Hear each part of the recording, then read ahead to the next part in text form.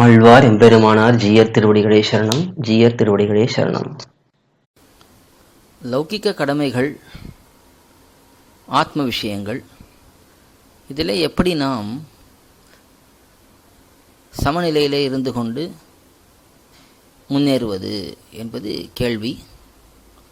லௌகிக்க கடமைகள்ங்கிறது முதல்ல என்னன்னு புரிஞ்சுக்கலாம். அவரவர்களுடைய வர்ணம், ஆசிரமம், அதுக்கேற்றாற் போலே என்னென்ன காரியங்கள் உண்டோ. ஒரு பிள்ளை பிரம்மச்சாரியாக இருக்கிறான், அவனுடைய வயதுக்கு அவன் படிக்க வேண்டும், அதுதான் அவனுக்கு லௌகிக்க கடமை. அதே போல் ஒருத்தர் கிரகஸ்தாசிரமத்தில் இருக்கிறார், அவர் தர்ம வழியிலே சம்பாதித்து அதை நல்ல தர்ம காரியங்களுக்கு பயன்படுத்தி வாழ வேண்டும். இதுதான் கிரகஸ்தாசிரமத்தில் இருக்கிறவர்களுடைய லௌகிக்க கடமை. அதே ஒரு பெண் இருக்கிறாள் என்றால் அவள் தன்னுடைய பர்த்தா, கணவன், அவருக்கு தேவையான விதத்திலே தர்ம காரியங்களுக்கு உதவி செய்து நல்ல தக்க சமயத்திலே நல்ல அறிவுரைகளை எல்லாம் சொல்லி அவரோடு சேர்ந்து இந்த தர்மத்தை நடத்துவது. ஒருத்தர் சன்னியாசியாக இருக்கிறார், அவர் திரவியத்திலேயோ சுக்கங்களிலேயோ ஈடுபாடு இல்லாமல் மற்றவர்களுக்கு நன்றாக உபதேசம் செய்ய வேண்டும். இது அவருடைய கடமை. இதே ஆத்ம விஷயம் என்றால் பகவானை பற்றி தெரிந்து கொள்வது, அவனுடைய பெருமைகளை பாடுவது, ஆச்சாரிய கைங்கரியத்திலே பகவத் பாகவத கைங்கரியத்திலே ஈடுபடுவது, இதெல்லாம் ஆத்ம விஷயங்களிலே அடக்கமாக இருக்கும்.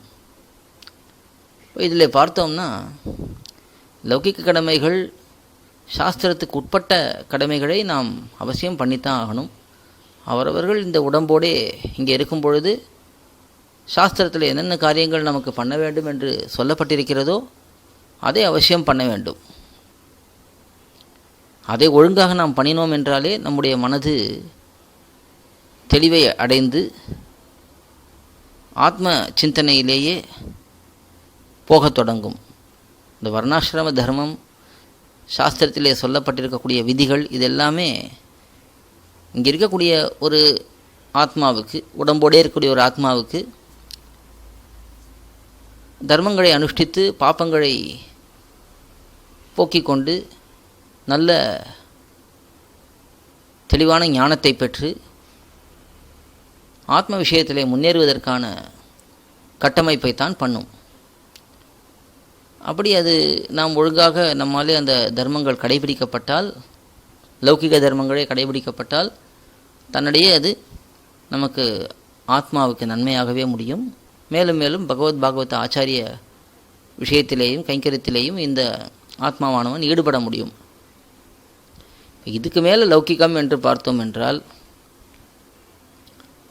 இந்த உலகத்திலே இன்றைய சூழ்நிலையிலே காலகட்டத்திலே இருக்கக்கூடிய பல புதிய புதிய தேவைகள், புதிய புதிய சூழ்நிலைகள், தர்மத்துக்கு மீறி நடக்க வேண்டிய, செய்ய வேண்டிய பல செயல்கள், இதையெல்லாம் நான் லௌகிகம் என்று நாம் சொன்னோம் என்றால், இந்த லௌகிகம் வேறு லௌகிகம். இது தர்மத்திலே, சாஸ்திரத்திலே அனுமதிக்கப்படாத லௌகிகம்.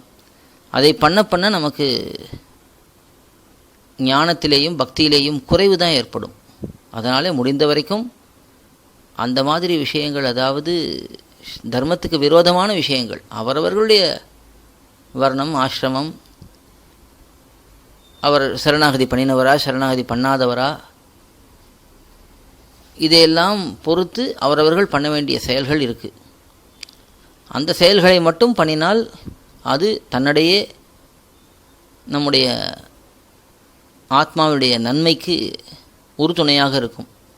அதில்லாமல் நாம இந்த உலகத்திலே நான் இன்னும் சௌகரியமாக வாழணும், நிறைய இன்னும் பணம் சம்பாதிக்கணும், இன்னும் நிறைய வசதிகள் எல்லாம் வைத்திருக்க வேண்டும், இப்படியெல்லாம் நினைத்து அதுக்காக நாம் லௌகிக்கத்தில் ஈடுபட்டோன்னா அதனால் நமக்கு நிறைய பாபங்கள் தான் வரும்.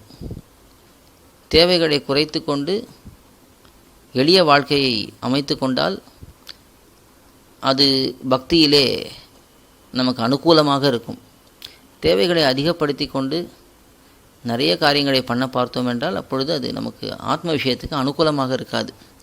அதனால் நம்ம ஆத்ம விஷயத்துக்கு அனுகூலமாக இருக்கணும்னா இந்த தேவையில்லாத விஷயங்களை தவிர்க்க வேண்டும். அது அவசியம் பண்ண வேண்டியது.